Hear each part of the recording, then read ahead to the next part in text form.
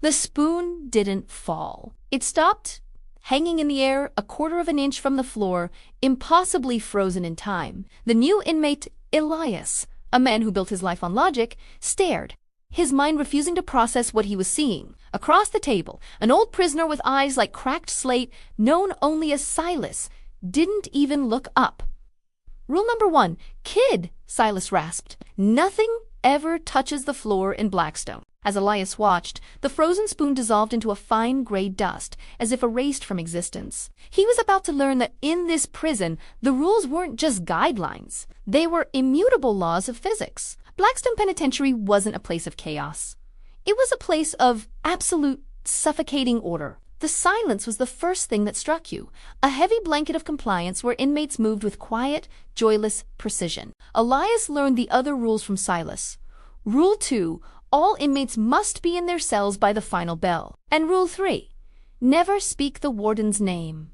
"Who's the warden?" Elias had asked, naive on his first day. Silas had just pointed a trembling finger at the cold, unfeeling stone walls around them. The prison itself was alive. Elias felt it on the first night, a deep, resonant hum that vibrated in his bones. He woke to a low, grinding sound, a noise like mountains moving. Peeking through the bars, he saw the corridor outside his cell, twisting, reconfiguring itself with impossible geometry. The prison was a puzzle box, and every night the pieces shifted. This wasn't just a building, it was a game board. The consequences for losing were made terrifyingly clear a week later. An inmate, his mind finally snapped by the oppressive order, made a run for it after the final bell. He was caught in the corridor as it began to shift. Elias watched in horror as the walls themselves seemed to extrude stone, pressing in on the screaming man until there was only a sickening crunch, followed by absolute silence. The prison wasn't just enforcing rules. It was playing, and it played for keeps. Elias, an engineer on the outside, couldn't accept a system without logic. He became obsessed. He started mapping the changes, scratching diagrams on his mattress, trying to find a pattern or an algorithm. The shifts weren't random. They were precise, calculated moves, always designed to increase efficiency and order. "You're thinking too small," Silas told him one day, seeing his frantic sketches. "You're trying to map the board. You need to find the rulebook." The rulebook, according to legend, was in the warden's office, a place that didn't exist physically. Silas had watched dozens of inmates try and fail, consumed by their obsession, but saw a different fire in Elias's eyes. "The warden took my son," Silas finally confessed, his voice cracking. "He broke a rule, kept a small, carved bird his mother gave him. The warden deemed it disorder. One morning, the bird was gone, and no one, not even me, remembered my son ever existed."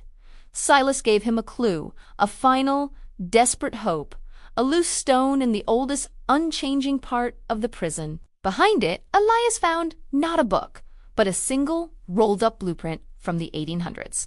The architect's elegant script evolved into a mad, chaotic scrawl in the margins. Blackstone wasn't just stone and steel. It was built with something else. Something ... sentient.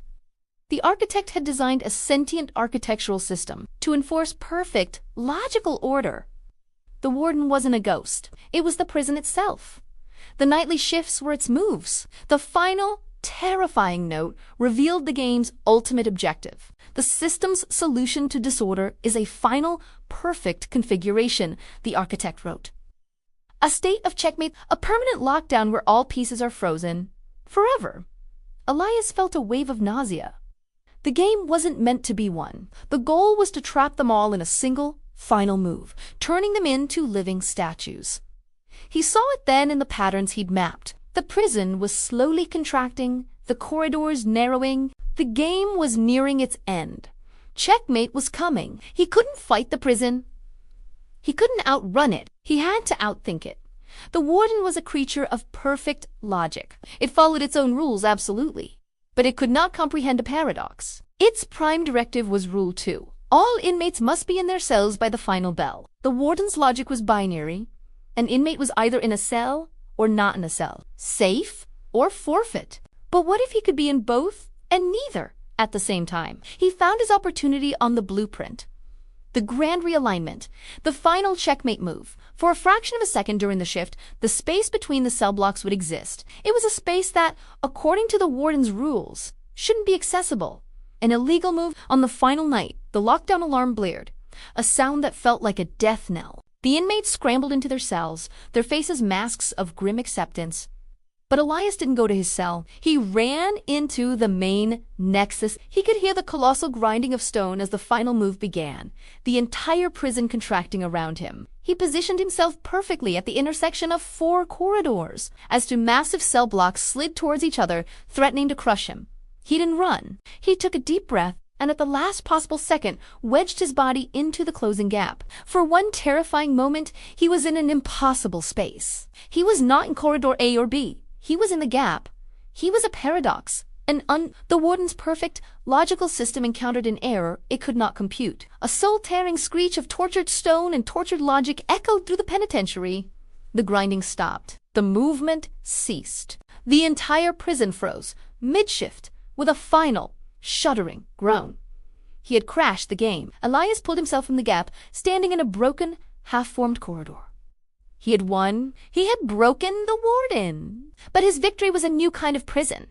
The rules were gone, but the walls remained. The prison was now a frozen monument to chaos, a jagged, impossible sculpture of half-finished rooms. He was free from the game, but he was the sole, conscious man trapped forever inside the broken board. The story of Elias and Blackstone is a chilling question about the nature of order and the price of freedom. If this tale of a living prison trapped you in its grip, please show your support by hitting that LIKE button. Subscribe and ring the notification bell so you never miss a trip into the impossible. Now, we have a question for you. Is a life with absolute, perfect order better than a life with chaotic, unpredictable freedom? Let us know your choice in the comments below.